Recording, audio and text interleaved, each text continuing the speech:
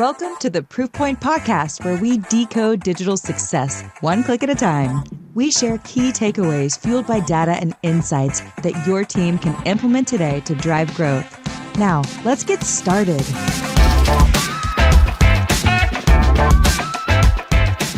This is Stacy Porter-Builder, your host for the Proof Point Podcast, where I feature B2B and D2C businesses and thought leaders, sharing marketing, data tactics, sales strategies, and leadership insights that will kickstart your growth in this rapidly changing digital space. This episode is brought to you by Proof Digital. Proof Digital is a strategic and creative performance marketing agency. We partner with companies to create data-fueled marketing sales funnels. Before I introduce our guest today, I'm going to give a shout out to Andrea Brummett with Ready HR for connecting me nearly 5 years ago to our guest, Paul Miller. Paul is a member of our team here at Proof Digital, and I've had a pleasure of working with him during those 5 years and really just kind of blessed to have him in my life. Let me just do a quick intro of Paul. Paul is a man of many interests in the tech world, including but not limited to audio production, video production, cybersecurity, e-commerce, and web development. His favorite means to disconnect would be a cool night, a campfire, and stars clearly visible in the evening sky. That's a good day. Paul has worked here at Proof Digital for 5 years and is our web development project coordinator and security guru. He has many hats at Proof and is our resident expert on web hosting, again, on security best practices. And Paul, thanks for joining me today. Oh, thanks for having me for 5 years here at the Proof. That matter. Yes. Hello. We've had a good time, and today's topic really is security, and it is sometimes an overwhelming ongoing task. We deal with it all the time, weekly, if not daily, from a standpoint of helping keep our clients' websites secure, helping our clients deal with the fact when their identities have been stolen, dealing with the fact of the bad guys throwing malware on somebody's site that they didn't save their passwords correctly sometimes. So we're going to cover today maybe some top security tips that our listeners can take away and implement themselves. Again, it's overwhelming, and so that's the topic. Paul, thanks for coming on. Yeah, no problem. Yeah, this is a lot of my day-to-day in terms of, when I'm not doing client work, I have to kind of audit and maintain some activities I see online. Usually I get little alerts that there's a lot of login attempts or there's, something a little nefarious happening. So I have to block traffic or update plugins if I get vulnerability alerts, et cetera. So it's something that on a day-to-day basis, I have to keep an eye on. Yeah. And it's challenging because not only do, you get ahead and then the bad guys come up with a new way to go around you. And it's an ongoing piece. And there's new things that come in. I think we had somebody, who thought they had malware on their site, and well, it wasn't necessarily they had malware on their site, but it was somebody added a plugin that we didn't add. And there's a password vulnerability, and then it starts sending out crazy emails to clients and things. So and it's also on, we work on protocols on our end, but everybody's got to work on protocols on their end so that they follow the best way to stay safe and, limit the cost to their business, because security is expensive. Absolutely. And that's the thing too, because it's one of those situations where you think things are safe and you've got, kind of a system under control. And then next thing you know, the hackers and the bad guys find a more sophisticated way to find a barrier of entry and infiltrate it, essentially. Yeah. So, with that said, past malware sweeps and looked like business as usual, but come to find out it was wanting to mine cryptocurrency and do a lot of nefarious activity that's not ethical. And luckily, we caught it in enough time that it didn't do any blacklisting or cause any Yeah, severe ill effects. But had it gone unnoticed, who knows what could have happened? that's right. That's right. Let's talk about those some best practices. Let's hit on a few here that everybody should be doing. So let's talk about 2FA. Now I'm using an acronym there. So let's talk about or MFA. What are Mhm. those two? What are those two things? Just kind of go through what that number one thing you should be doing on all of your accounts, even though it's a pain in the butt. You should do it. Yes. Two-factor authentication. It's or multi-factor authentication. It is a nice way of keeping things in checks and balances with your login. You log into an account, it's going to send you a text message with a 6 or 7 digit code, depending upon the protocols. Or you could use Google Authenticator and have to use the authenticator code that's actually synced with that particular account's settings. Or you might get an email and have to click a link for verification. There's a few different ways you can employ that method. I personally prefer either the authenticator or the text account because the chances of somebody getting my authenticator account I feel is a lot lower, or having spoofing my text and my cell phone number essentially is likely low too because I'm Yeah. out in the rural area. But at the end of the day, I see it immediately. I can log in. Oh, and also, if somebody's trying to tamper with my account, I'll see that 2FA and know to go in and update my password immediately. That's happened a few times, particularly with my Yeah. personal Gmail account. Yeah. I use both text and those apps that serve as that multi-factor authentication tool. I will tell you, I know it is a hassle. I realize, and we have Paul. I can't even tell you how many accounts we have for our company. A lot, a lot, Mm-hmm. a lot, a lot, and hundreds. And we have to do the two-step across the board. Yeah. It just is part of our process. And we have a couple people, me included, being one of those people who get those texts or to help verify, just to make sure, Mm-hmm. we're staying safe. Checks and That's balances.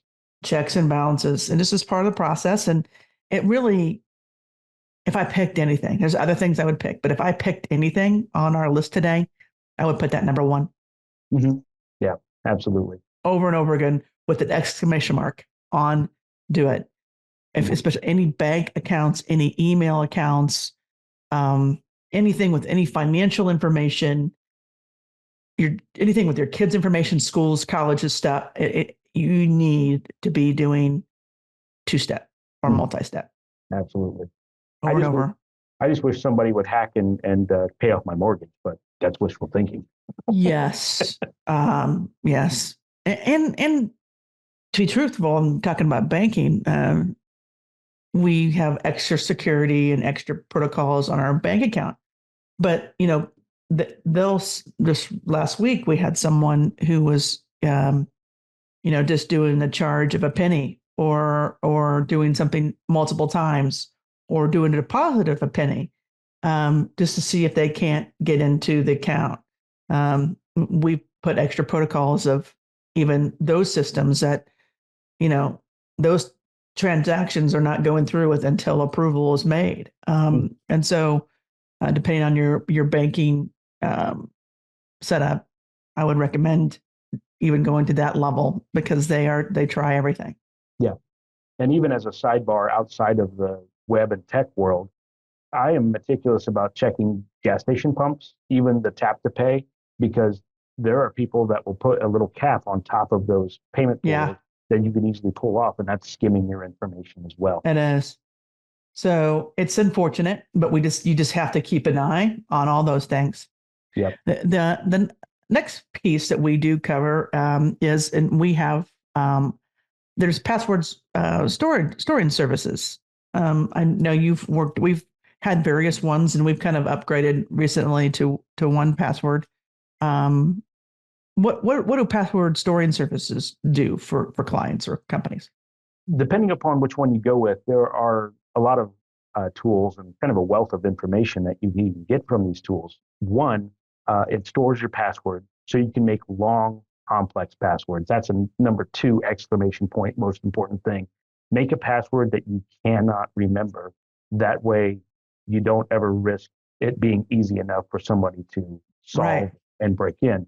Also, these password keepers can run an audit and let you know, hey, you're using way too many of the same password on these Yeah. accounts. You need to change these and let you know kind of some trends and behaviors that you need to modify to help increase your security. Yeah. Those are the two main components that I really enjoy about 1Password. Also, it's really easy to have on your phone and even on as a desktop extension. I can use my little fingerprint to log right in from my Mac Yes. and get my passwords quickly, log in, and don't have to worry about typing 32, however many characters, depending upon the account. And Yeah. Certain get, computers do a really good job, and browsers do a good job of only going through your fingerprint to log into certain accounts, and that's a really good another way to do it. Mhm. Let's talk about passwords a little bit. I'm going to share a screen here a little bit, but in a second, Mhm. you know, we would get clients who would share accounts with us, and their password was password, Yep. or their company's name, Mhm. or if you're personal and people use their birth date or their kids' names, or um, bad idea. Very much so. And to that, pet Bad name, idea. yeah, because you see all the time there's memes on Facebook and it's like share your pet's name or all these little tidbits and it's ways for them to fish for security password Right. verification info, like what was the name of your first pet? What street did you grow up on? Yeah. Things like that. So I don't play that game ever, but at the end of the day, that's something that people don't even think about. And it's a simple way for somebody to Yeah. jump in and get your stuff. Paul, we had this floating around our company. I wanted to share it with folks because I think this is so interesting.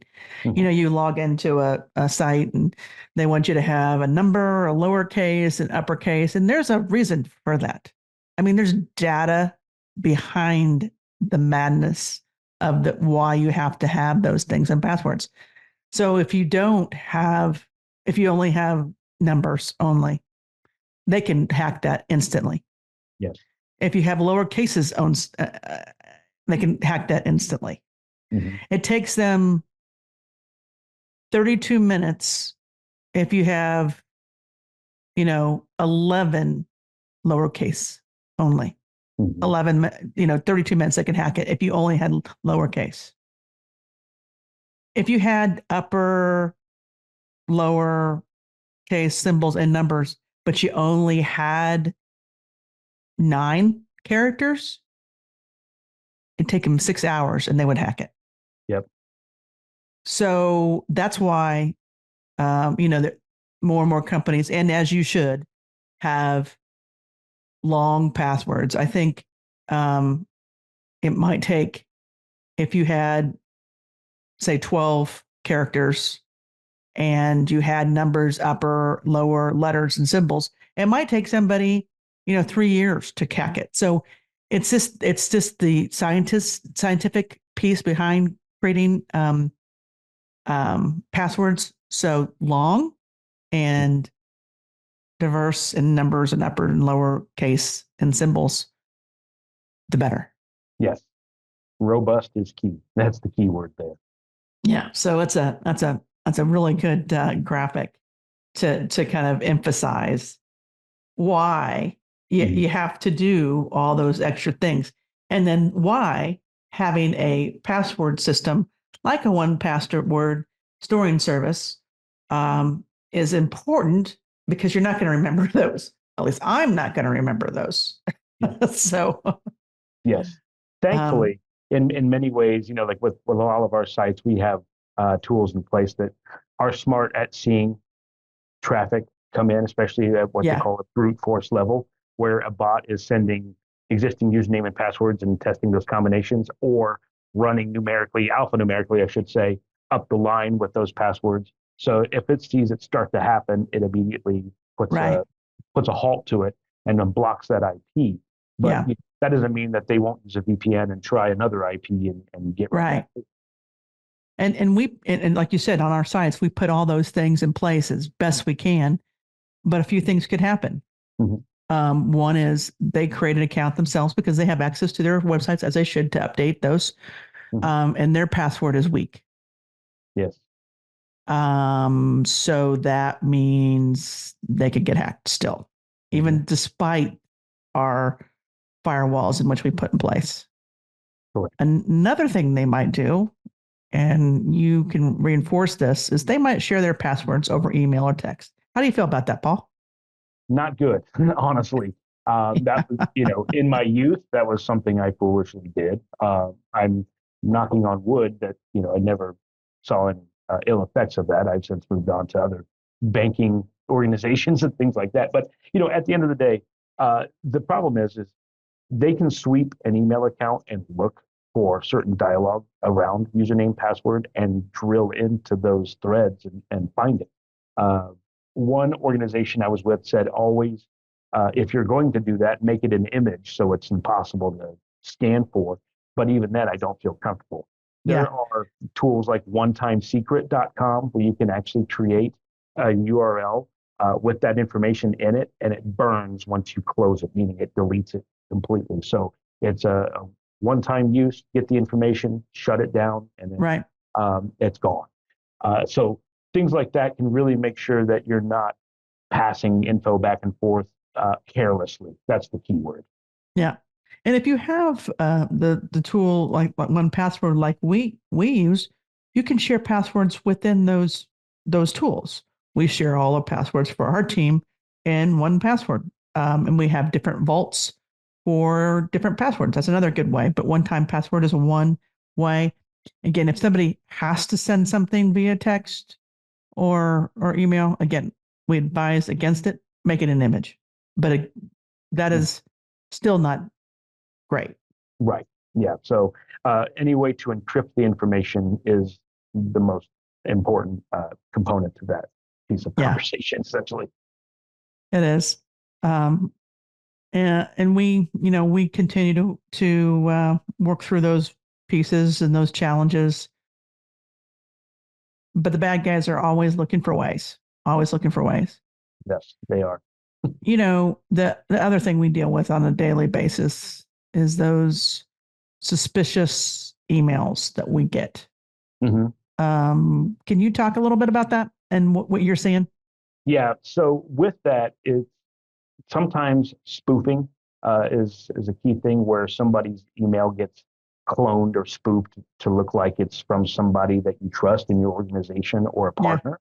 And they'll send over a PDF or a file with some instructions for you to touch base or review it and follow up. And then when you open it, boom, it's infected with malware. It can sweep through your whole network if you're not careful, and then start intercepting information company-wide or wreaking havoc with identities and start causing issues where you start seeing nefarious transactions or skimming and things of that sort.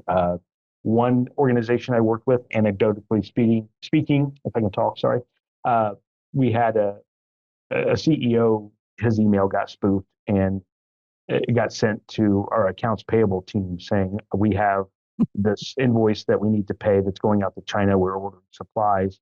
She didn't think anything of it, paid it. It was a hefty 5-digit fee, and that money was gone. He said, no, I did not send that email, but it had his signature, spoke like him, all of that. So, those kind of things are certainly possible. So if you get a weird feeling in your gut about it, always check with the person via phone or in person if you can, and just, hey, just wanted to double check, was this email sent by you?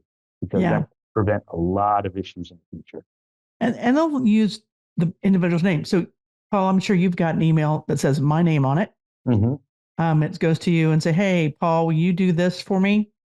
And it says, it looks like it's from me. But if you look at the email address, it's not me. Yeah. So looking at the email address is really important as just to make sure that's not there's lots of things you need to look at, but when it looks like it's coming from your boss, make sure it's actually your boss's email address or whoever's email address, because they will do that a lot to make it look like it's coming from somebody on your team. Because they'll look on your site, they'll pull their name, and the bottom line is don't click on anything. Yep, absolutely. And if they say, "Hey, can you text me? I have an important task for you," don't do that. They're fishing for some extra details so that way they can dig in further, and we don't want that to happen either. Right, right. And there are things that you can work with your company on to make sure that you're blocking. It's a balancing act when you're blocking some of these spam and these IP addresses, because you also have clients who email you. And the more blocks you put in place, that impacts your communication with all. So it's a balancing act. Yeah. Bottom line is in training your employees to not click on anything unless they're confident on who it's from, checking email addresses on those pieces. And I've been guilty even on social, and I know a lot about this. Somebody's like, "Hey, I'm so sad about this." Somebody might post something even on their social, and they're like, "Oh, it's terrible that what happened." And I click and I wanted to see what happened, and it was not, not real. Yeah. And I'm seeing a new one too, where they're posting viral content they've stolen from somebody else, like on TikTok, for example. Yeah. It's a Facebook video, and you click on it so you can actually try to, because it's long and you want to kind of scroll through it, but then it tries to forward you to a page. My malware scanner on my phone was like, "Hey, we caught this for you. Go back," that kind of thing. Yeah. So, now I know I'm not messing with that. Right. But it looks so legit that the usability is just standard, and they're finding more sophisticated ways to sneak in. You mentioned you had a malware scanner on your phone. What is that? With mine, it's basically it came with my phone. It's kind of like the Avast tools, but it actually when I activated my phone, that's the keyword. It actually came with it, and so it does regular weekly sweeps and updates, and lets me know, activity that I've had, and it kind of helps keep me in check. I've used my phone an hour and 30 minutes less this week than I did last week, that kind of thing too. But it does let me know if there's any vulnerabilities I need to take care of. And more often than not, it's just for me, it's like some apps that run in the background, the caching, I have to flush it, and it just optimizes my battery performance. So I'll take it. As an Android user, I am a little more susceptible than iPhone for apps that could be more nefarious, but typically I do not install anything that I'm not real familiar with. I always check the reviews, and I always check and make sure that it's from credible organizations. But I don't need the tools that are like the social tools. People like want to create images. I would rather use Canva than say, some weird third party that I'm not real familiar with, because those can go and start infiltrating your critical information. Right. And to your point on, iPhone does a pretty good job of security, but it's not 100%, but they invest in a lot. Android definitely has a little bit more vulnerability, but you can do some workarounds like you're doing. So just staying on top of those things, working with your carriers on that. If you're not a big company, if you're a larger company, you should have your IT putting the antivirus stuff on your computer, every computer. But if you're a smaller company, there's a few. There's Norton, there's Avast, there's a few others that are good to keep those updated on your computers. That's an important step as well. Yes. And I should point out that with larger organizations, when they have the enterprise level solutions, they have a lot more strict policies that enforce users to adhere to certain standards for them to comply and maintain day-to-day operations. So with a smaller organization, you don't really have those luxuries because you don't have those paid tools that enforce it as heavily. But at the end of the day, we as a team, we want to have each other's back, so we strongly encourage these practices going forward. Absolutely. Paul, what else do you want to make sure that we hit on here today on helping? One thing I want to cover a few things, what we do for website safety. Now, if we're not hosting your site, here's some things that we do, right? We are you need to be on a hosting service that you have firewalls in place, that you have malware scans ability, and also you have a team who actually is updating your plugins on a regular basis and backing up your site in case those bad guys come in, that you have a backup so your business won't be impacted. I think the big thing that when we inherit websites from other people is they're not taking care of them. And that's a piece that we tend to try to nip in the bud before we inherit the site, would be making sure it's updated, it's current. We sweep it to make sure there's no visible malware.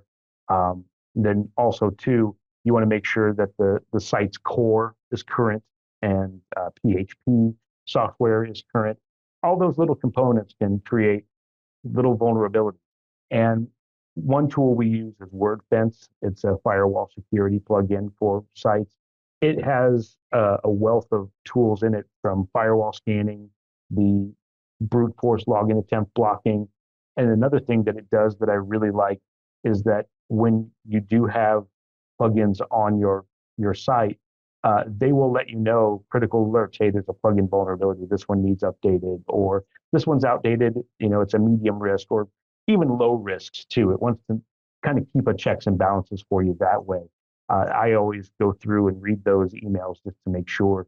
It'll pick out malware if there's any as well. So it does give you a lot of kind of machine learning based tools within it without really having to be full on generative AI, but it does kind of do some predictive trends and make sure that you're safe. Right. The bad guys love sites that aren't updated, because that's, when plugins or software or the themes or ask for an update, it's typically because they see the bad guys find a way in, so it's a patch. Mm-hmm. Most of those updates, and so I've seen sites we've got where they have so many updates they've missed, and so the bad guys are just like chopping at the bit and say, okay, this site's vulnerable, this site's vulnerable, because you don't update. Same thing for browsers. If you don't update your browser and you have an old browser, an old computer, they know how to hack older browsers more than because again, it's the same rule. Chrome, Safari, you name it, Firefox, they're updating their browsers. A lot of times, yes, some of them are features, but a lot of times it's because they're fighting the bad guys and doing patches and vulnerabilities within those tools we use. Correct. And even to that point, some hackers will keep an outdated browser handy because it's not supported anymore, and then they can find vulnerabilities by using that browser too. So it's a twofold. You have to keep an eye. If I was the goalie playing soccer, I'd be going crazy because I'm trying to keep that net from getting scored on across the board. I like to kind of wrap things up with what are, from Paul, if you're talking to our clients and those businesses who are out there just struggling through this issue, and it's a little overwhelming, like you said. What are a couple points or one point that you want to put across today? The biggest analogy with this is security for me is almost like a baby in a crib. That's your information. That's your financial information. That's your website data. That's your customers' data. And basically, your passwords would be like hanging a fixture above the crib. You want to make sure that it's secure and it's not going to move or falter or have any instability whatsoever. So at that point, you want to make sure that you're taking advantage of, again, the recap: secure passwords, complex passwords, a password keeper, multi-factor authentication across the board where possible, and then keeping everything current software-wise, be it your computer, your web browser, your network internally with your organization, your website, all of it, even your phone. And to that point, let's talk about the phone real quick. We want to make sure that when you're out in public, that you're not using public open Wi-Fi, because that is an open source of getting information. You'd be surprised how easy it is for them to see what's sweeping through the bandwidth. to your device. If you have a VPN, you want to make sure to use it. If you carry a hotspot, like a separate device, and you need Wi-Fi because signal's rough, you can connect your phone to that Wi-Fi box. And that way you have your own individual privatized connection that they can't intercept. Yeah. Those are a couple of good points we didn't hit on earlier. Really, don't use free public Wi-Fi. Right. That's a really good point. There are days when my daughter has library activities and I'm there with her, and I'll take my hotspot with me so I'm not on the Wi-Fi at the library itself, and nobody can see what I'm up to, and I can work safely, privately, and be there. Yep. So I love it, Paul. Stay up to date. Use complex passwords. Yep. Absolutely do two-step verification. And then a few other nuggets that you mentioned. Yep. You have to do those. Or if not, you're definitely it's going to happen. So it's going to happen. Even if you do those, it might still happen. But if you do those, you're ahead of the game. Yeah, there's no guarantee that you'll be 100% safe, but taking those actions will definitely help reduce that risk greatly. And at the end of the day, we're all busy multitasking. Something comes across your inbox and you open it and you're stressed. Double check yourself. Make sure that is a legitimate email from somebody before you just blindly click on a PDF or a file, because you never know. Absolutely. Well, Paul, it's been great talking with you here today, and thank you for being on the Proofpoint podcast and leaving those who listen and our clients feeling a little safer today. Absolutely. Thanks for chatting. I'm really happy to talk about this stuff because, I'm a tech nerd for one, and two, you can't be too safe out there these days. And that's another point I want to make up before we take off. Sure, absolutely. Since 2021, the threat has increased by, I think it was between 13 and 21%, depending on tech type. I was reading an article this morning.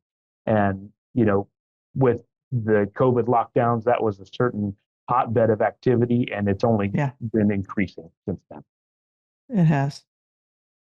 So be safe out there. Dot your I's and cross your T's when it comes to these practices. And if you have any questions on some of these pieces, we're happy to help. Take care. Great. Thanks, Paul. Awesome. Oh, have a great day. You too. See ya. Bye-bye. Thanks for listening to the Proofpoint podcast. We'll see you again next time. And be sure to click subscribe to get future episodes.